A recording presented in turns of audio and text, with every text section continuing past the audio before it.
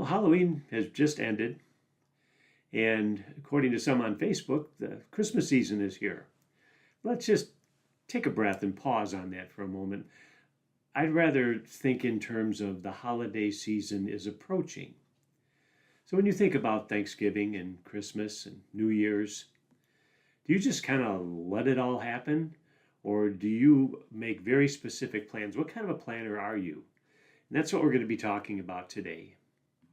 So, what are all the things that people have to consider? Well, you've got potentially family coming, or you're going to be traveling.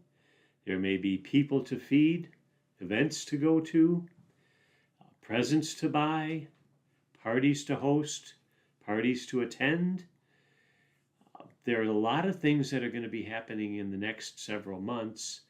And for some people, they diligently plan it all out, knowing that there'll still be some surprises, but trying to at least get a handle on how to manage their time and also how to manage their budget. Now, those people are going to try and do what they can to try to organize their calendar, create a budget, not overspend, not go into debt, and take as much of the stress off as they can. Understanding again, there'll be surprises, but they'll be minimal, and it creates a much more pleasant journey for them.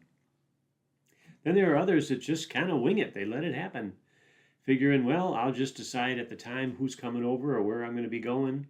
If I don't think of anything ahead of time, I'll just run out and buy a bunch of stuff. Maybe I haven't planned for all of that, so I'll use a credit card or two. And then in January, I'll start thinking about how I'm going to take care of that. Two very different ways to look at the holidays.